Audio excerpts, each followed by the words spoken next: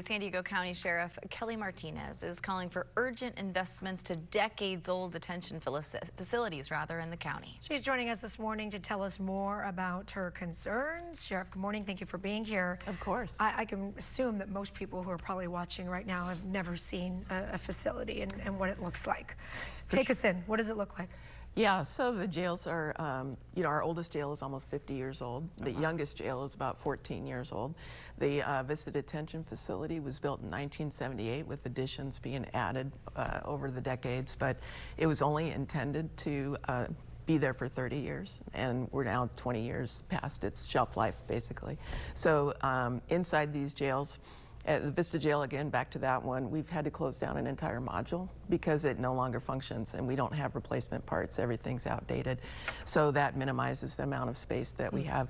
These jails were never built for the therapeutic needs of the individuals who are in custody now. We have a lot of mental illness, as you can imagine, medical needs. They're basically cell blocks, as you see in this photo here.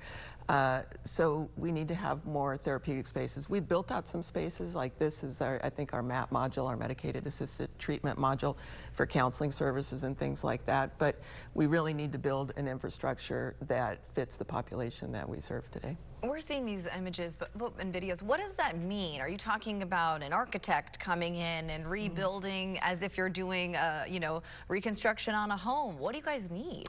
So there's a couple of things. Since 21-22, we've identified almost $300 million in just infrastructure, just maintenance of the facilities. As you can imagine, with your home, you have to fix the plumbing once in a while and replace the HVAC. It's very similar for a structure like this. And these structures are occupied 24 hours a day, 7 days a week for decades.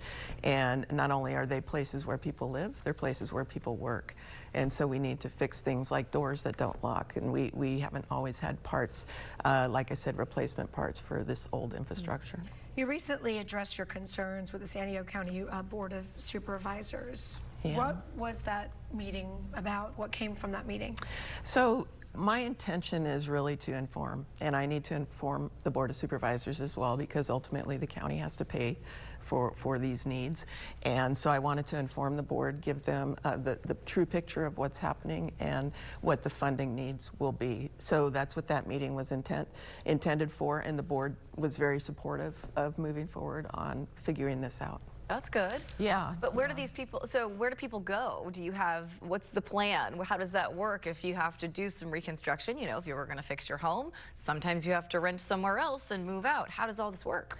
Yeah, just like if you're going to fix your home, sometimes you have to live with kitchen reconstruction, right? With no kitchen facilities. So sometimes we have to keep people in place while there's construction going on.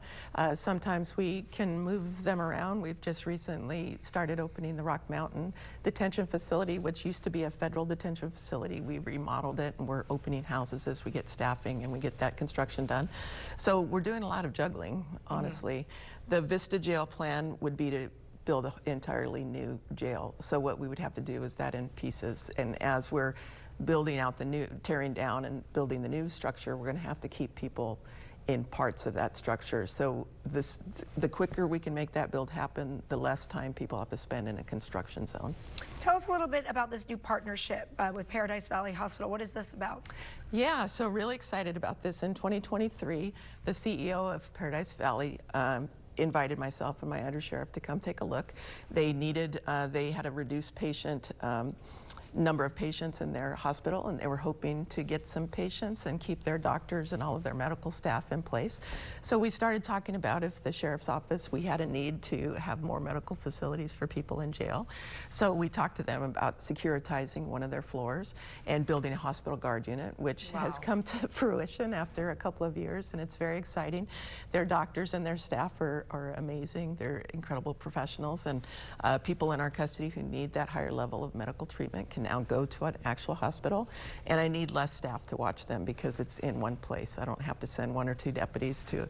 We did 2,700 hospital runs this year so far. Oh my So goodness. that equates to 1 or 2 deputies for each one of those individuals that goes to the hospital, and if they have an extended stay, the deputies have to stay at the hospital and be security for those individuals.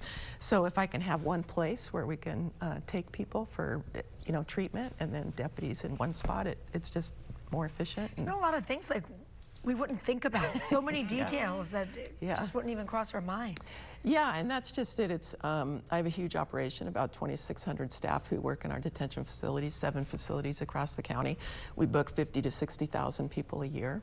So all of those people need all kinds of everything from a toothbrush to advanced medical care. So it's a lot of work, a lot of money, and we want to do it right. And what a lot of people don't realize is with deinstitutionalization, these prisons and jails end up being mental health facilities, and then what happens next, right? Yeah, about half of the people in our custody are under psychotropic medication at any one time.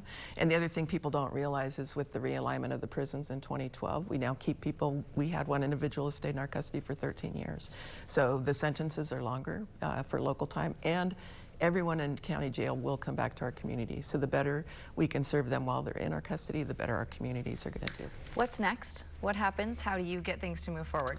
So what I asked the county to do is to examine each one of the facilities and the needs of the facilities. We've already got a consultant in place and starting to work towards getting an architect to design the new Vista Jail. We'll be doing a lot of forums in the North County, starting in the North County around February, talking to the community. I hope people will come out and listen to us and ask questions and let us know their thoughts. So that's sort of what next, just figuring it out. Okay. Yeah. San Diego County Sheriff Kelly Martinez, we appreciate your time. Lots of work to do. Yeah, thank you. All right.